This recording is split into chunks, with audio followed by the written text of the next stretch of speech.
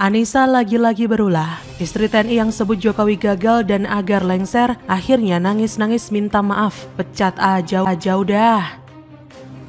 Potong bebek angsa, masak di kuali, gagal ngurus bangsa, minta 3 kali, bohong ke sana, bohong ke sini,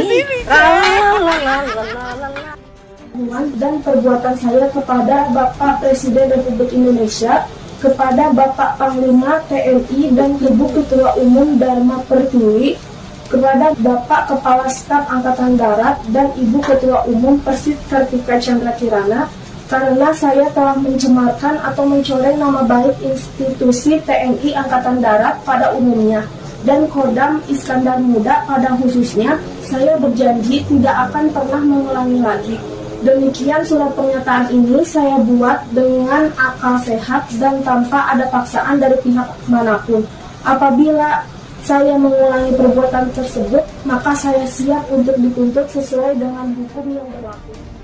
Viral, istri anggota TNI menyindir pemerintah dengan lagu Potong Bebek Angsa, akhirnya sampai ke kesatuan tempat sang anggota bertugas.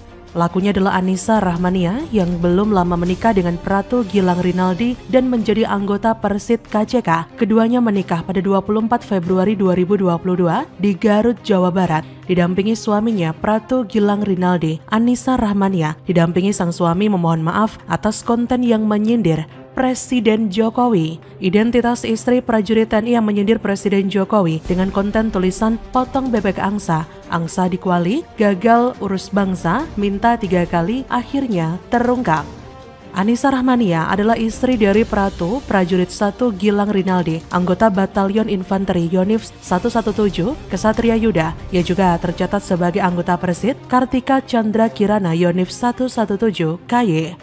Usai diperiksa Intel Kodam Iskandar Muda, Anissa Rahmania mengakui kesalahannya. Ia memohon maaf dan menyesal telah mengunggah konten yang menyindir pemerintah dan Presiden Jokowi. Konten tersebut ditampilkan Anissa Rahmania dalam status WA-nya Kamis 14 April.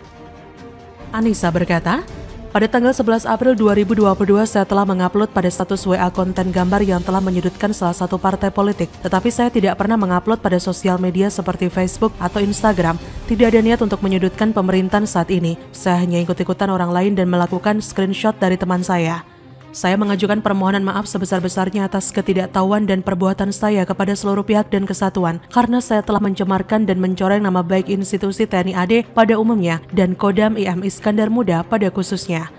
Gambar status WA dari Anissa Rahmania ini di-capture dan diunggah oleh pihak lain di media sosial. Kemudian diberi tambahan foto profil gambar Anissa Rahmania bersama dengan sang suami Pratu Gilang Rinaldi, disertai dengan tambahan caption narasi dari si pengunggah. Ternyata dia istri seorang TNI, memalukan, ciduk.